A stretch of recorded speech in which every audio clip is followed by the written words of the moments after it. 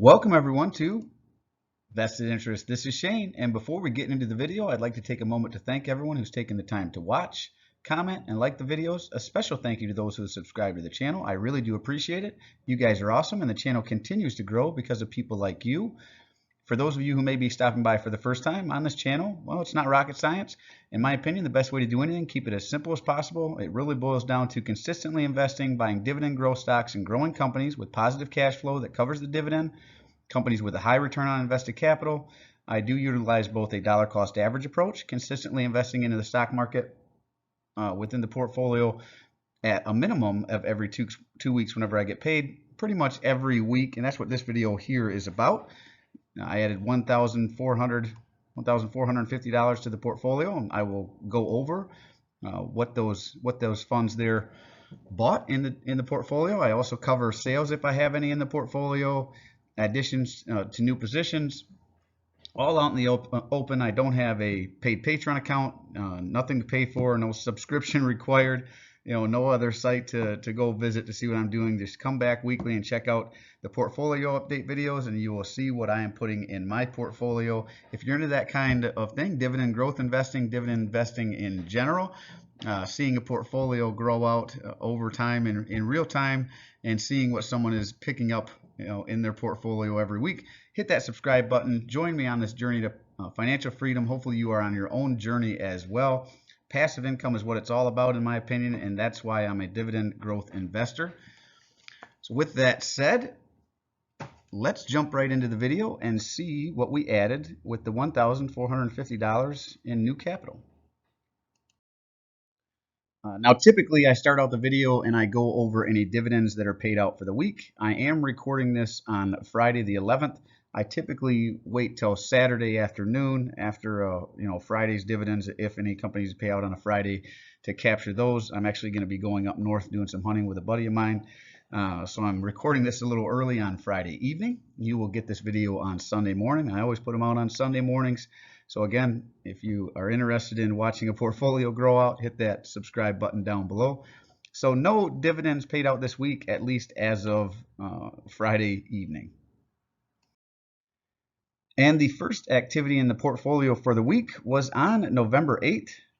And with $527.67 here we added on the 8th, we bought 3 shares of Cisco Systems. This is an existing position within the portfolio, so we just are continuing to build that out. And Cisco System is ticker CSCO, and that is in the information technology sector. And we picked up those 3 shares for $44.45. We picked up 14 shares of Intel Corporation, ticker INTC. This is also out of the information technology sector, and we picked up those 14 shares for $28.17. And I've added a little bit more information to this slide. I had a subscriber request to add how much dividend income, we're going to call it passive income because that's what it is, passive income, that these companies will pay out for the 3 shares and the 14 shares of Cisco Systems and Intel Corporation respectively. They will pay me $25 in dividends in the next year. So over the next year, and that's without any dividend raises, right? So picking up those 14 shares of Intel and the 3 shares of Cisco added $25 of future annual dividend income, passive income, that all we had to do was buy these shares and then hold them into the future. And as long as they continue to pay dividends, which both these companies grow dividends over time, or at least have in the past, that's what, at least now, the income will be. When Intel raises the when Intel raises the dividends next year and Cisco does the same, then this will go up a little bit. But $25 added in passive income for $527.67 invested, and those are the positions we picked up with those funds. We continued to add to the portfolio on November 9th. We added $922.53 more in new capital to the portfolio. With those funds, we picked up 4 shares of Medical Properties Trust, ticker MPW. We picked up those shares at $11.24. We picked up 2 shares of LyondellBasell Industries, ticker LYB. We picked up those shares at $80.45. We picked up 10 shares of Leggett & Platt, ticker LEG. We picked up those shares for $33.84. And we added 10 more shares of Verizon Communications, ticker VZIP. out of the communication sector. And Verizon is out of the communication sector, Leggett & Platt, consumer discretionaries, LyondellBasell is out of the material sector, and Medical Properties Trust is a REIT out of the real estate sector. And these positions, you know, the 10 shares of Verizon, the 10 shares of LEG, the 2 shares of LYB, and the 4 shares of Medical Properties Trust added $57.86 in passive income to the portfolio. So the dividends paid out by these shares added $57.86. Purely passive income for doing nothing more than buying these and holding them and then getting paid out these dividends quarterly. And again, as these companies raise their dividends next year, this number will go up. So that you can see how the snowball grows with the new capital invested. It increases significantly the passive income. So total invested $1,450.20, and total passive income added from both the 922 and the 5 and some change on the other side, $82.86. So not quite $100 a week, but this is pretty much what I've been averaging, about, let's say, $65 to $85 every week. My passive income increases by the funds that I put into this portfolio. Next up, we will do a quick overall portfolio update. Total value sitting at $90,055. That is wrong. This is actually not correct. It's actually sitting at $98,000. It's gone up significantly. So disregard that. That's actually $98,000. Apologies there for the typo. But the dividend yield is 5.016%, and it is going down slightly because the portfolio has increased significantly. And the annual dividend income, including the dividend income raise that we saw there for the added income, is up to $4,918.10. And this continues to grow, that snowball continues to grow by the funds that I put in the portfolio, by the companies that pay out dividends that are already in the portfolio, and by the companies within the portfolio increasing their dividend along the way. And that's pure passive income. Continues to grow whether the market's up, down, floating sideways. As a matter of fact, I don't mind when the market pulls back, because then it means that I get dividends at cheaper prices. I can get higher yields and higher future potential returns.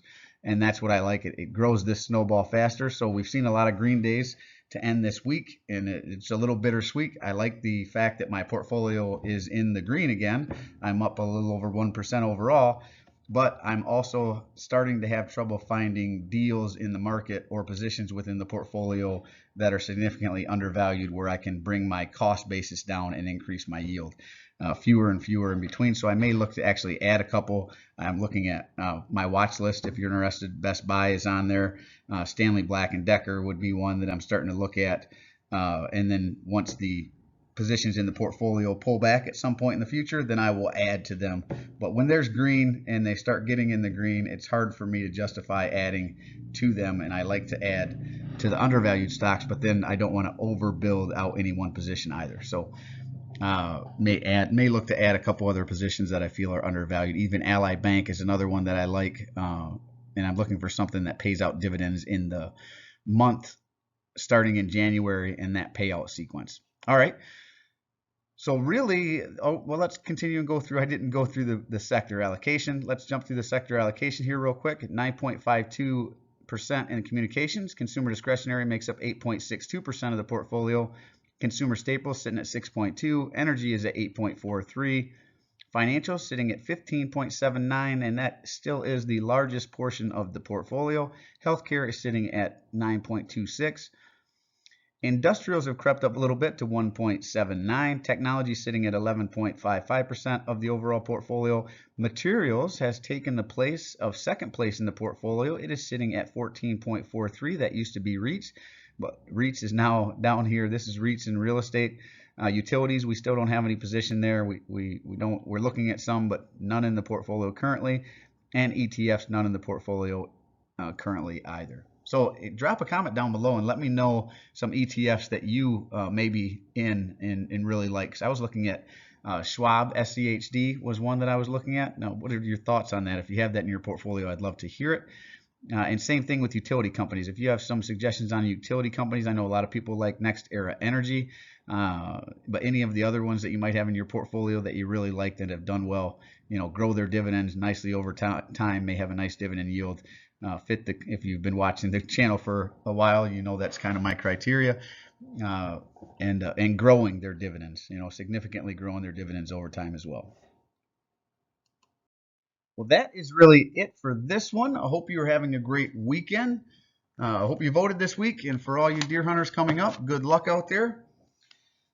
And like I said, if you haven't joined already, go ahead and hit that subscribe button, like the video, comment on the video, share with anyone you think that might find value, hit that notification bell so you're notified. And as always, appreciate you stopping by. If you haven't done so already, don't forget to show me some love. Hit that thumbs up, ring the notification bell. Most importantly, subscribe to the channel.